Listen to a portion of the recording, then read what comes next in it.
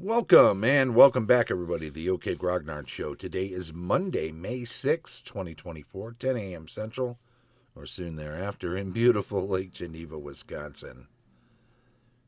Today we're looking at the first edition Advanced Dungeons & Dragons Dungeon Master's Guide, starting level of experience for player characters section. Well, we had a bad recording on that first one, so we're back to do it again. Whoop-de-doo and hoddly-hee. Well, it's kind of like having a rehearsal, I suppose. I usually do this thing right off the cuff and live, so perhaps this will feel more practiced. We shall see. In any event, here we go again. Look at this. Starting level of experience for player characters. As a general rule, the greatest thrill for any neophyte player will be the first adventure, when he or she doesn't have any real idea of what is happening, how powerful any encountered monster is, or what rewards will be gained from the adventure.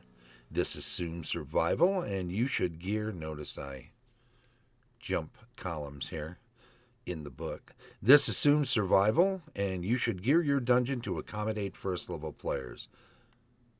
He, of course, means first level player characters and neophyte players, so take note of that. If your campaign has a mixture of experienced and inexperienced players, you should arrange for the two groups to adventure separately, possibly in separate dungeons at first. Allow the novice players to learn for themselves, and give experienced players tougher situations to face where they already understand most of what is happening.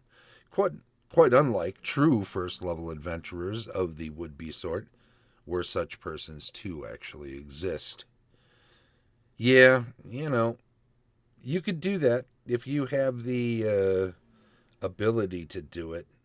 I think in practice in this day and age, it's tough enough to get people together just to play a game, let alone to play multiple games that interact and interweave.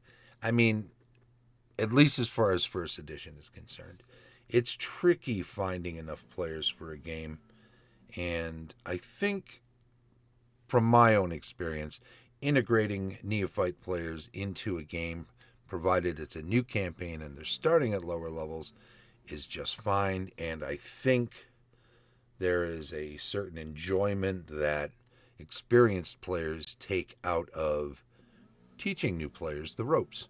They become the erstwhile experts, the ersatz experts of what's going on, so they can help the new players. As it says, as Gary continues, if you have an existing campaign with the majority of players being already above first level, it might be better to allow a few newcomers to begin at second level or even third or fourth level in order to give them a survival chance when the group sets off for some lower dungeon level. I do not personally favor, Gary says, granting unearned experience levels, except in extreme circumstances, such as just mentioned, for it tends to rob the new player of the real enjoyment he or she would normally feel upon actually gaining levels of experience by dint of cleverness, risk, and hard work.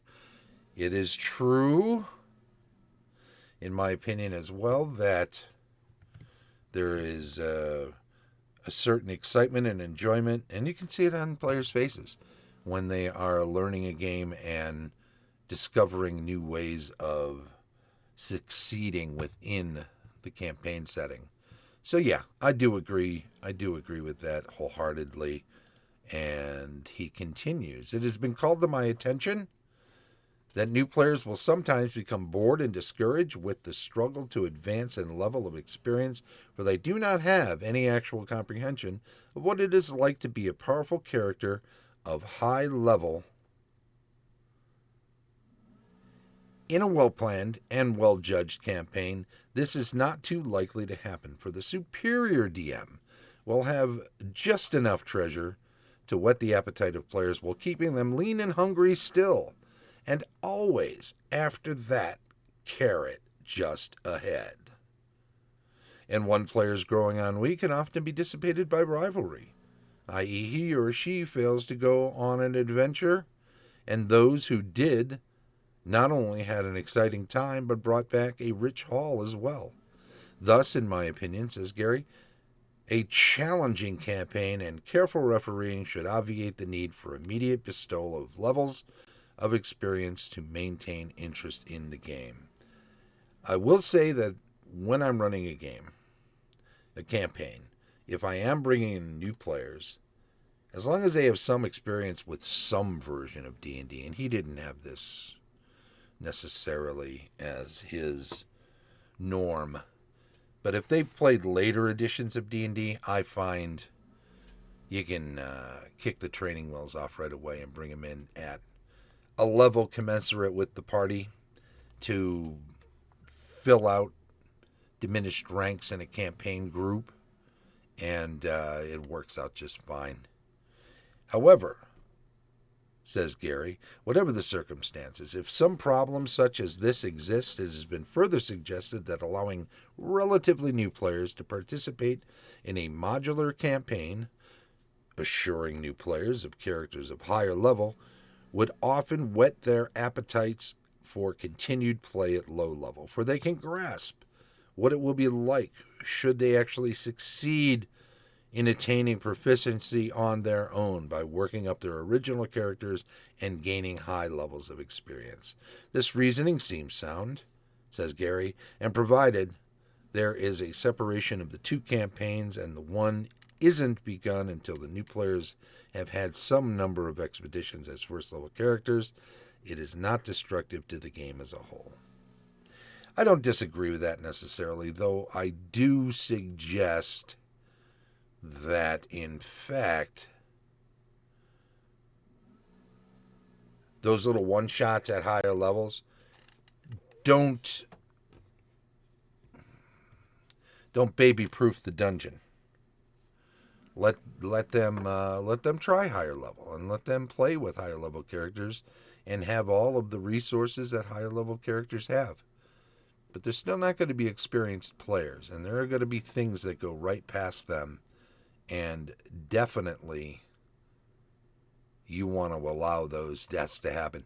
I mean, no loss to them. They aren't their characters. They're just ones they're playing for this adventure, this one-shot, this two-shot, whatever it is.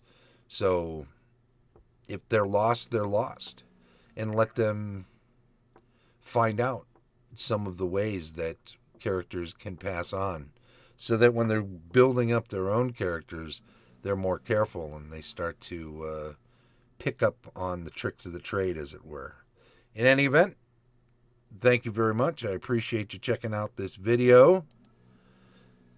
We were looking at the first edition Advanced Dungeons & Dragons Dungeon Master's Guide section on starting level of experience for new player characters. And this show streams live on Twitch each Monday at 10 a.m. Central, and then it's archived on YouTube.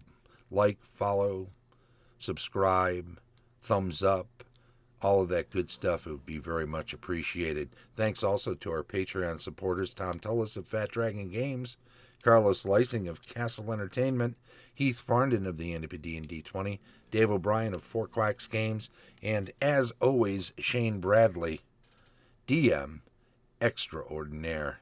This has been the OK Grognard Show from beautiful Lake Geneva, Wisconsin. Thanks, and bye-bye.